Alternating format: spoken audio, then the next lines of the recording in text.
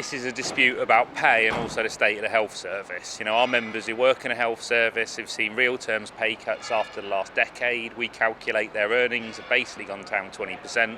The government have imposed a 4% pay offer. It's about a third of where inflation is at the moment, and our members are just saying enough is enough. We've made it clear to the government for the last 6 months we want to talk about this, we want to get round the table.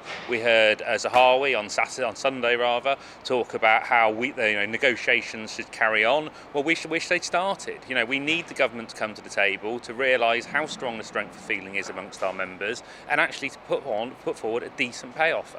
We are going to be meeting trusts on an individual basis. We are going to be agreeing emergency cover, but the reality is an ambulance dispute like this is going to have an impact. We will do what we can to make sure the most needful cases are covered, but it will have an impact on the public. Well, at the moment, the NHS is in crisis, and the reality is that people aren't seeing the medical care they need at the moment. You know, we've got people waiting 26 hours to get an ambulance to come to them. We've got 1/3 of our members are talking about having had an avoidable death caused by delays.